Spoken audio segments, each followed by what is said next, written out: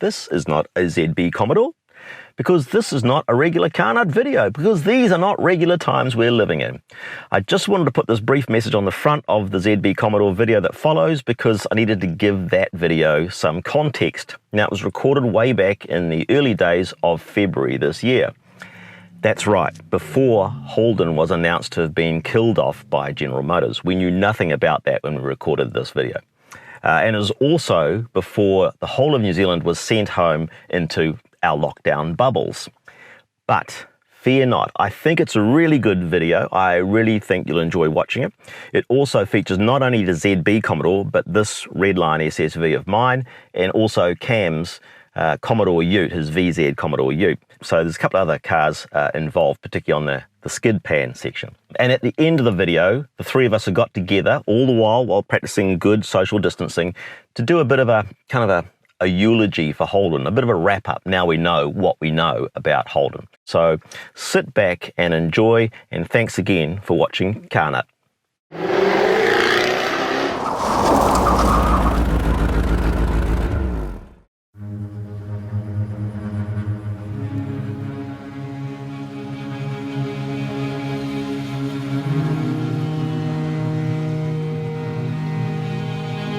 The Holden Commodore ZB. It's a car that, to be frank, people haven't exactly warmed to. And that's a great shame, because, to be brutally honest, this is a really good car. It's got a great engine. It's smooth, it's quiet. 9-speed automatic transmission. Beautifully built, the car's nicely finished. The great build quality, as I can see. Lots of safety kit. You know, it's got all the fruit. So why don't people buy these? Well, out of all the components on this car and all the technology it represents, there's one thing, just one, that Holden got wrong.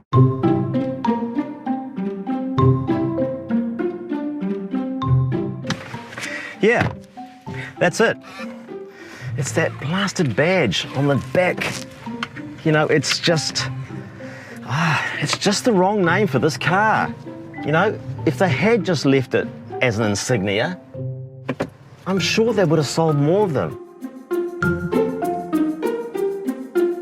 Now, I'm not the only member of the CarNut team who owns a Commodore.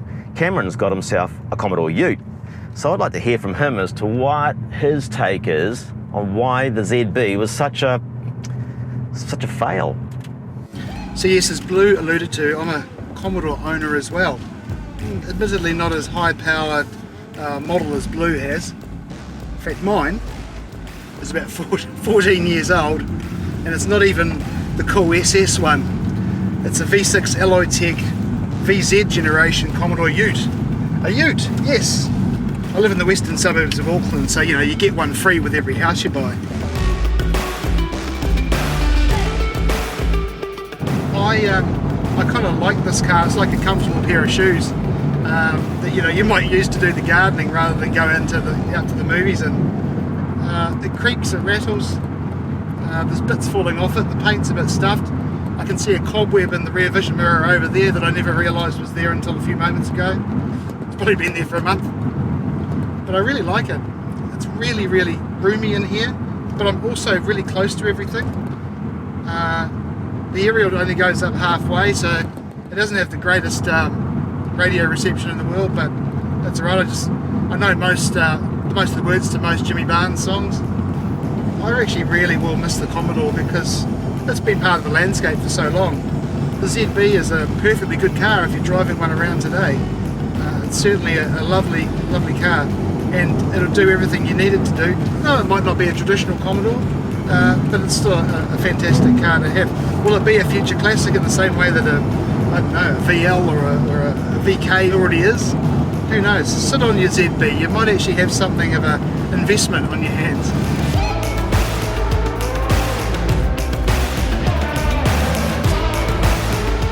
I want to hear what some Steve has to say about this, because he doesn't own a Commodore, so he should have a more impartial and objective view than perhaps Cam and I do.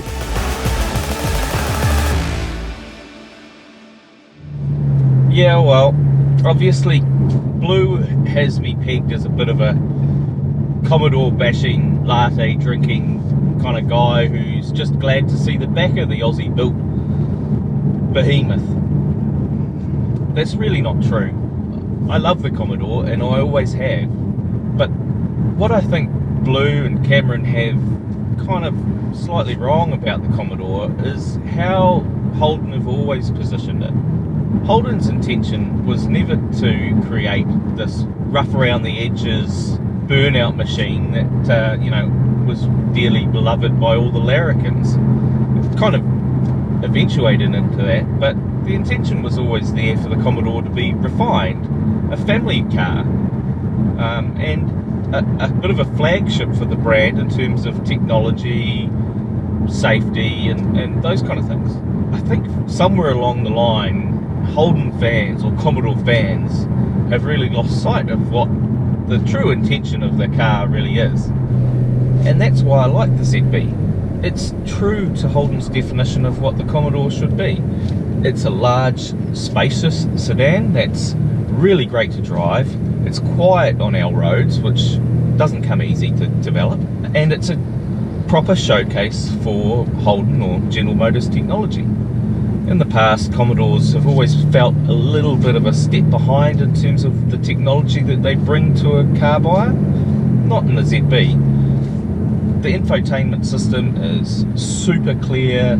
It works perfectly with Android Auto, and that isn't always the case with a lot of other car brands.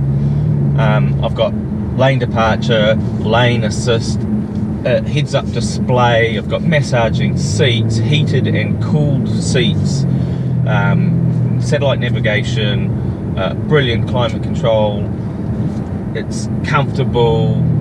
The list goes on and on and on. It is a good car. So for people to say that it isn't, or it's crap at being a Commodore, I'm sorry, I'm not seeing it. You're wrong. A big part of the Commodore's appeal to me, and I think a lot of Commodore drivers, is you can get a rear-wheel drive car with either a lusty V6 or a super lusty V8 engine, and you can have a bit of fun.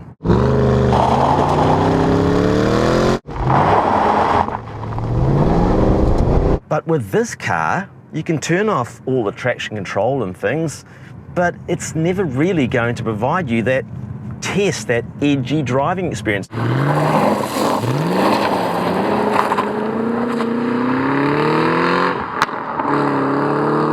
Let me show you what I mean. Let's take this car and my car to a skid pan, and let me demonstrate visually what I think a Commodore needs to do.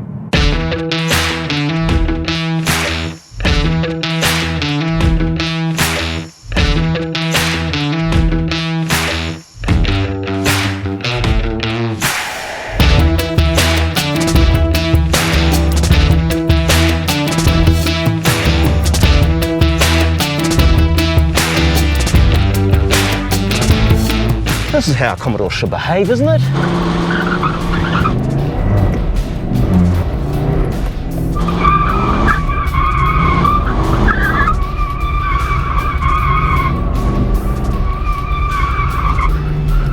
That's what I'm talking about. That's what I'm talking about. In some ways, this is my worst nightmare. I live in a very remote rural area where driving a rear-wheel drive ute with no weight over the back axle in the wet kind of poses its own risks every day in winter. And now I'm actually going to do it for real, on purpose. Let's see how we go.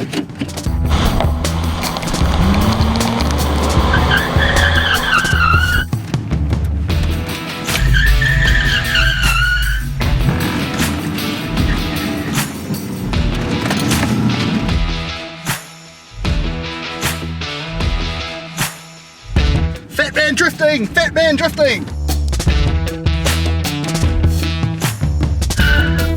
Oh, did I kill the cone? Alright.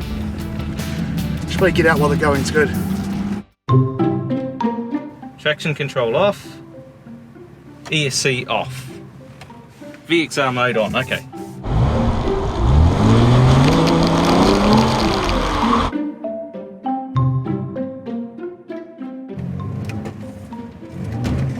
At the moment, it's really not wanting to go sideways at all.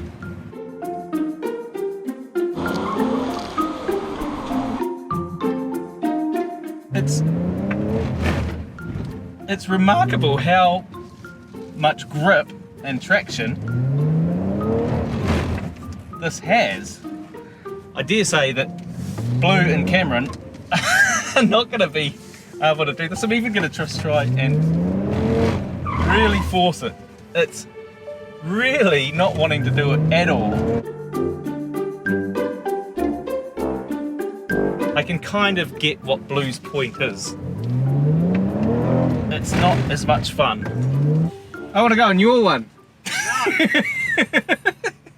Well, Mummy said specifically not to let you have a go, Micah.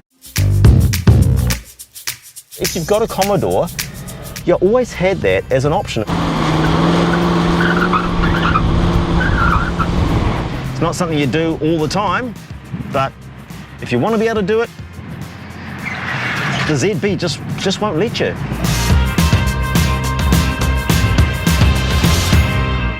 They put that Commodore badge on the back of this car and people just didn't buy it.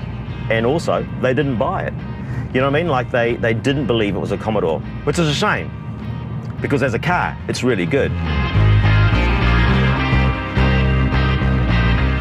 So we finished up by saying that the Commodore ZB was a good car. Steve said that, Cam said that, and I said that. But apparently it wasn't a good enough car, or maybe no car would have been good enough to save Holden, because as we know now, Holden is going to be no more. So guys, why did that happen? Well, some people probably say it should have happened 10 years ago, unfortunately, but the writing was kind of on the wall when manufacturing stopped a few years back. But essentially, and you know, we're going to talk about this, it's not the actual car's fault. It's the wrong car for the wrong time. People are buying SUVs and utes, and just large sedans aren't fashionable at the moment, really. And all that money and all that time spent on introducing a car that from the outset people sort of reacted badly against, it just seemed like a slow motion Commodore car crash, really. Yeah, I mean, large sedans haven't been popular really for the last 15 years, unfortunately. And yeah, I guess that's where I sort of take issue with people really laying blame on the ZB for being the death of Holden. It really isn't.